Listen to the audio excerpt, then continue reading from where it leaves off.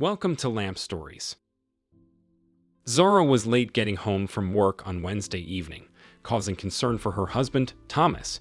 Anticipating dinner together, Thomas waited until 7 p.m., but with no sign of Zara, he decided to eat reheated leftovers. Growing increasingly worried, Thomas attempted to reach her through calls and texts on her cell phone, but received no response. His efforts to contact her office were futile as it had already closed, redirecting his calls to the after-hours answering service. Zara's unexpected behavior contradicted her usual punctuality and communication, leaving Thomas uneasy. In the past, she had always informed him if she was running late and promptly responded to calls or messages. This behavior was unlike Zara, who typically informed Thomas if she would be late and always responded promptly to calls or messages. Growing increasingly worried by 8 p.m., Thomas decided to drive the 10 minutes to her office. Zara, the HR manager for a consulting firm, worked in a small office park in Plano, Texas. Upon arrival, he noticed the nearly empty parking lot, a stark contrast to the usual 1 or 2 cars present. Zara's absence in her designated spot heightened his concerns. Despite trying to call her once more, Thomas received no response, prompting him to drive down to a nearby dining and entertainment complex.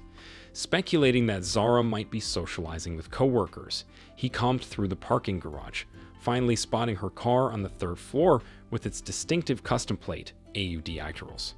Although reassured by the presence of her purse and cell phone, he wondered about her whereabouts. Descending to the ground floor, Thomas surveyed the area, contemplating the numerous restaurants and bars within the massive complex. Observing that Zara's car was parked at the far end near 2 establishments, he grew uneasy, especially considering the proximity to the Marriott Hotel. It was useless to check the Italian bistro first, so he headed across the alley toward the dimly lit Irish pub that Zara had shown him earlier. Carefully approaching so as not to be discovered, Thomas could hear the lively music and laughter coming from inside. Despite the lack of sporting events to explain the crowds, he suspected that something unusual was going on in the pub. Glancing through the entrance, Thomas witnessed a lively celebration inside. The venue was adorned with balloons, streamers, and a prominent banner reading, "Happy Retirement." A sizable gathering of 40 or 50 people engaged in laughter, jokes, and hearty drinking. It seemed evident that someone from Zara's company was retiring. Perplexed as to why Zara hadn't mentioned the party, Thomas assumed her busy schedule organizing it caused the oversight. Relieved that she was safe, he contemplated returning home when the crowd started chanting, "Speech, speech, speech." Intrigued, he hesitated to watch the unfolding events. To his surprise, Thomas spotted his wife, looking joyous and slightly inebriated, standing at the front of the bar. The atmosphere grew silent as Zara expressed gratitude for the party, hinting at her departure. Her words about missing her colleagues and planning a life change left Thomas bewildered. When she mentioned sending postcards from southern France and invited everyone to join us there, Thomas felt a sinking feeling in his stomach. The realization hit hard. Zara, with whom he had envisioned retiring to the south of France, was now going there with someone else.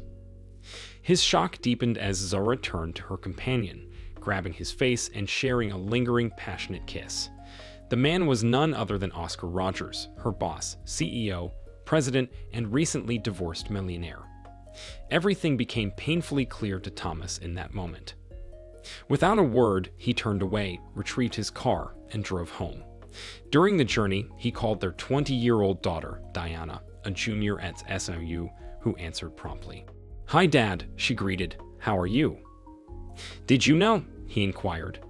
There was a brief silence as Diana and Zara shared a bond beyond that of a typical mother and daughter, being best friends who spent much of their free time together, shopping, attending spa retreats, and confiding in each other. "What should I have known?" Diana nervously responded. "That your mother has been unfaithful, having an affair with her boss behind my back and leaving me for him," he revealed. There was another, lengthier pause, conveying all the information Thomas needed. "Dad," Diana began, searching for the right words. "That's what I suspected," Thomas responded. "What have I done to deserve this?" Dad, it's not what you think, Diana insisted. You should speak to Mom. Don't call me Dad, Thomas bitterly retorted. I'm no longer your father. You betrayed me and sided with her. You're dead to me. Dad, please listen, Diana cried out.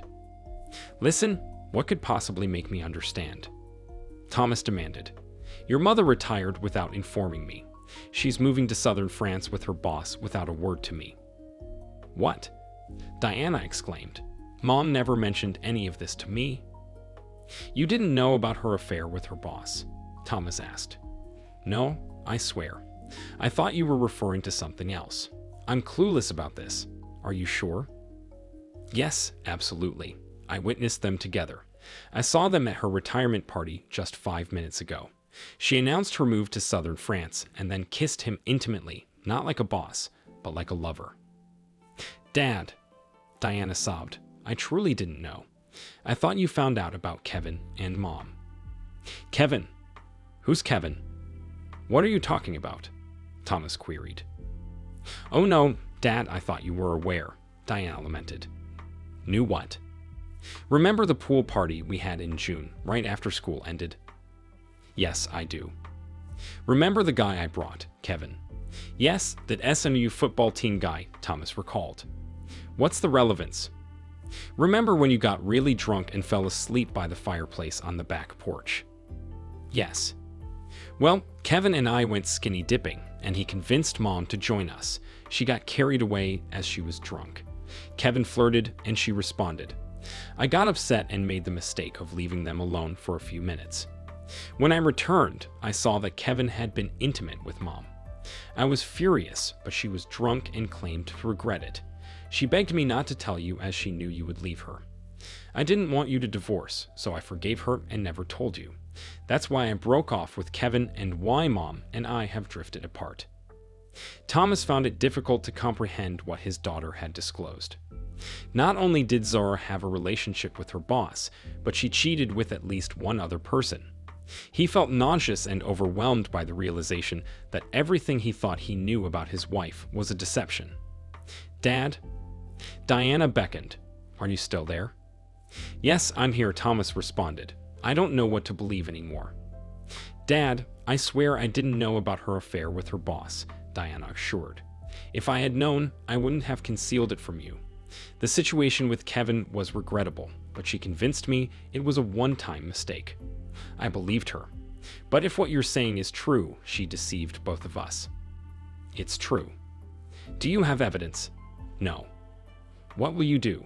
I don't know, Thomas answered. I have no idea.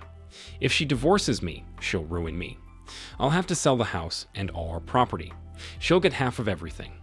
The worst part is I started my business after we got married, so she's entitled to half of that too.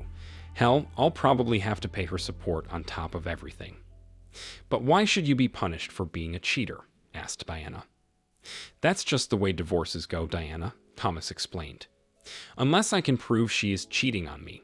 But to do that, I would have to have clear and undeniable proof and be able to convince a judge to allow me to file for divorce on the grounds of adultery. Can't you sue her boss or his company for alienation of affection or sexual harassment or something? She asked. I don't think Texas allows alienation of affection suits, honey, Thomas explained. And he didn't sexually harass me, so I can't sue them for that. Anyway, I don't think anybody harassed your mom. She seemed perfectly happy with how things turned out. So, Mom hasn't told you anything yet? Not a word. I only found out because she was so late getting home and she didn't tell me she would be. I got worried, so I went to look for her and found her at Patty's pub, having a retirement party in her honor. I wonder when she is planning to tell you, Diana pondered. I don't know, Thomas replied. She'll probably wait until the last possible minute so that I won't have a chance to do anything to interfere. What kind of proof would you need? Diana asked. I don't know, pictures, video, witnesses, maybe a confession, Thomas replied. Daddy, Diana said softly.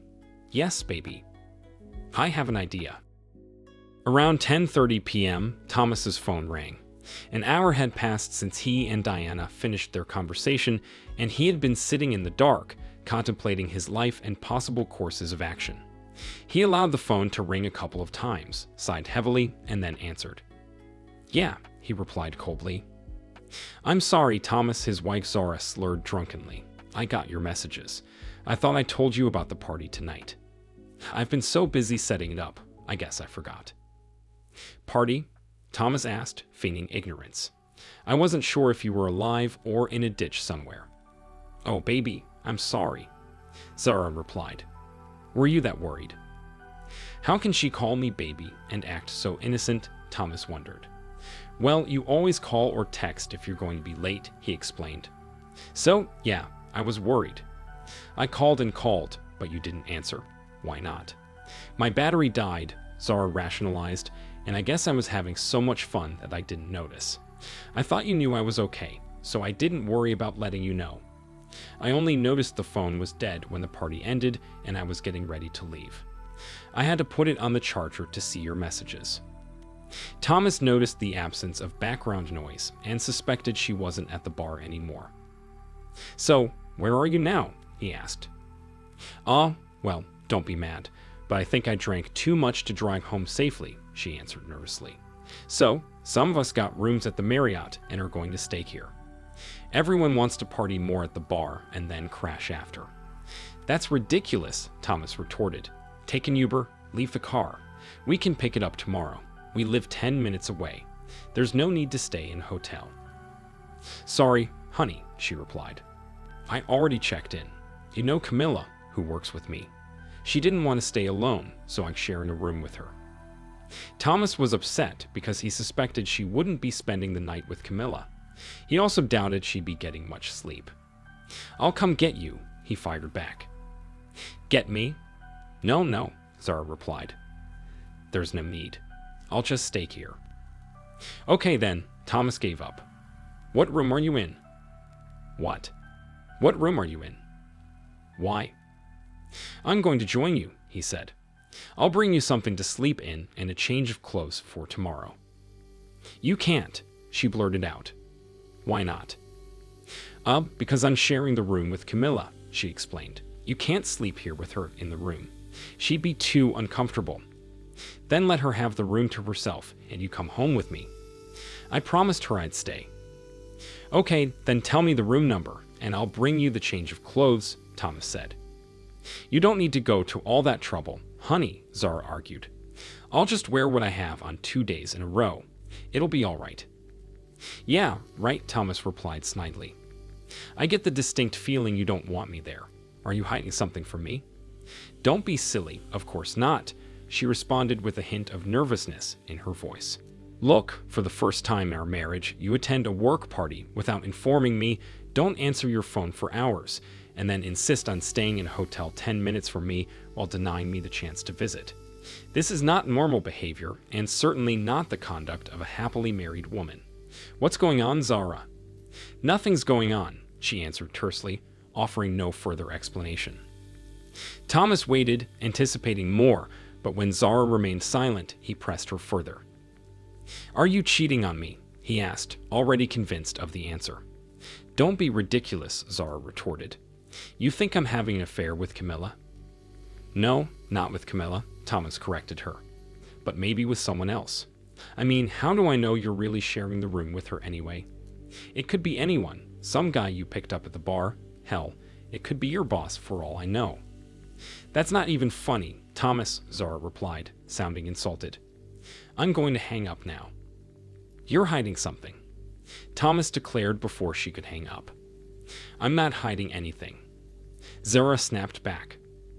"I called to tell you what's going on. I told you everything. I'm not hiding a damn thing."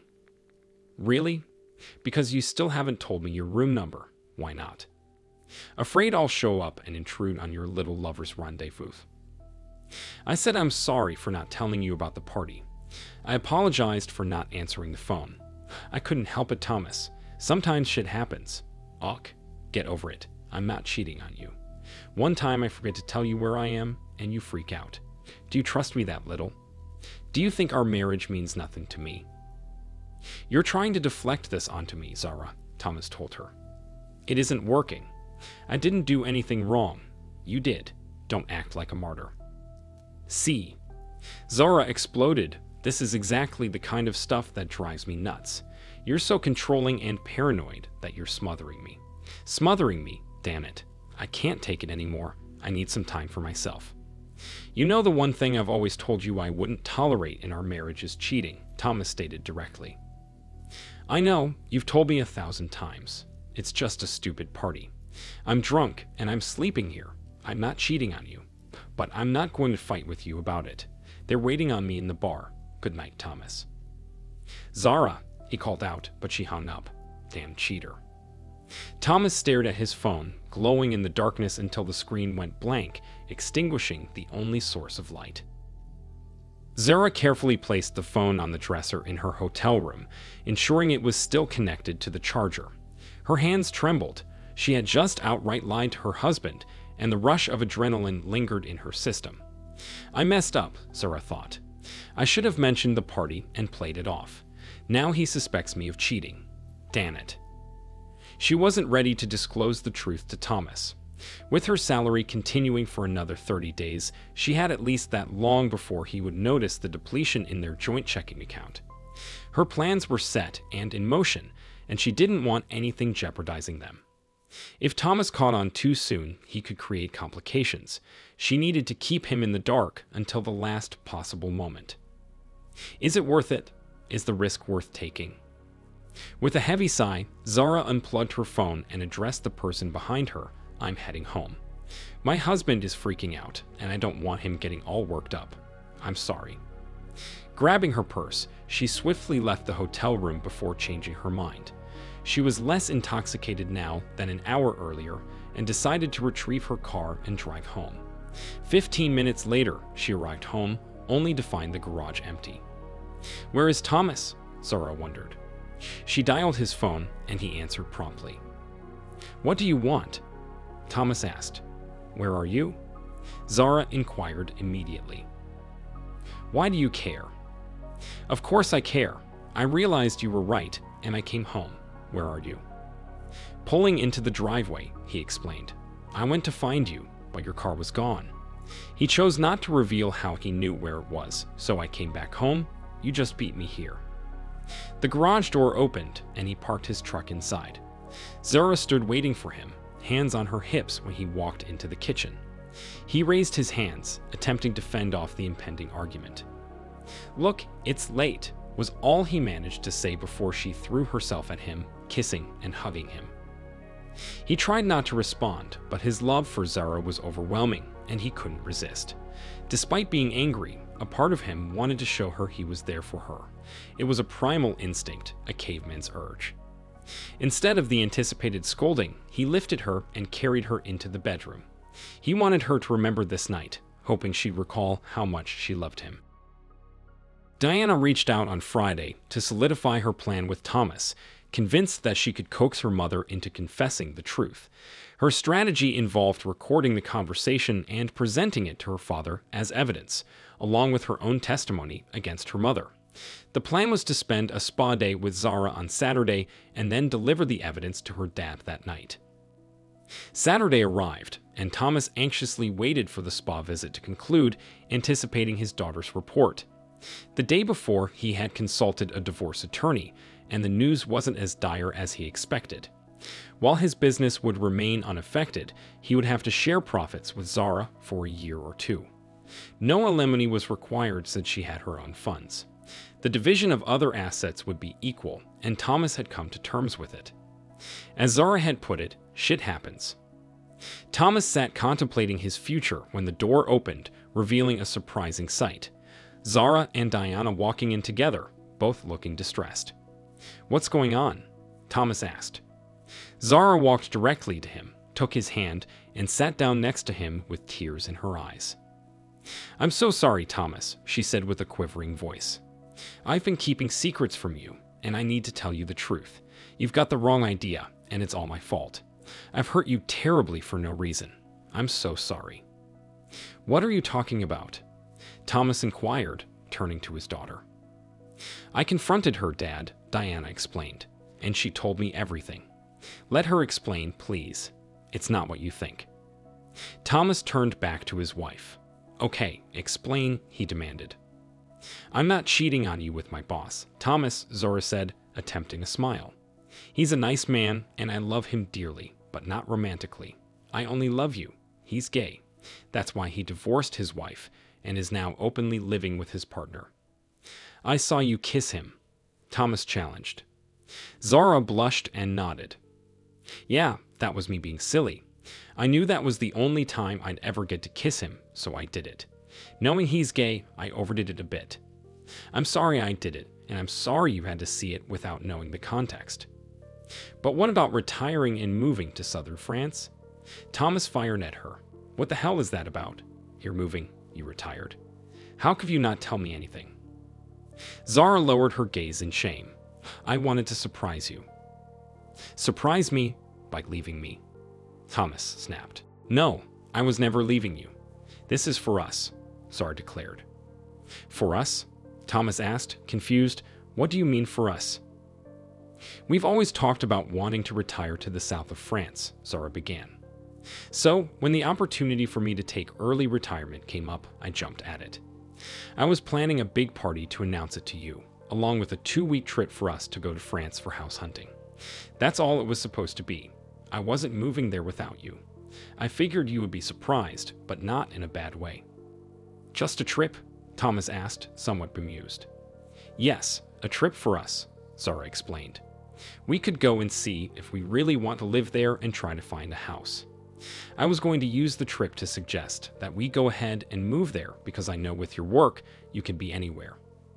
I even talked to your boss to find out if you could work from there, and he said you could." So this whole thing was just a big misunderstanding. Thomas asked, then seemed to remember something. "But what about the hotel room? You were going to spend the night there to sleep with someone, weren't you?" "No, I swear. Camilla was in the room with me the whole time and heard our phone call," Zara assured her husband. "Nothing was going on. When she realized how upset you were, she agreed that I should go home." Zara pulled Thomas's hand to her lips and kissed it. "Do you believe me now? Do you understand? I wasn't cheating on you. I wasn't leaving you." Thomas stared at his wife for a few moments before replying. "Yes, Zara, I understand. I believe you." "Oh, thank God," Zara declared, then threw her arms around her husband. After a couple of moments, he pushed her back and shook his head. He opened his briefcase and pulled out a stack of formal papers, handing them to her. "What's this?" Zara asked, staring at the papers. "I want a divorce," Thomas replied calmly. Zara's mouth fell open, and she stared at her husband, wide-eyed. "What? Why? You said you believe me. You understand." "Oh, about the retirement and France thing." Thomas asked rhetorically. Yeah, I understand. I believe you." "Then why are you divorcing me?" Zara asked, tears running down her cheeks. Thomas stood up. "I'll divorce you for sleeping with Kevin, you cheater." "Kevin?" Zara gasped, then turned to Diana and screamed, "You told him." Diana was shocked. "Oh, shit." Thomas snickered. "Yeah, shit. Shit happens."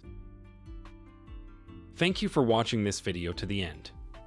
If you liked it, please like it and subscribe to the channel. See you soon.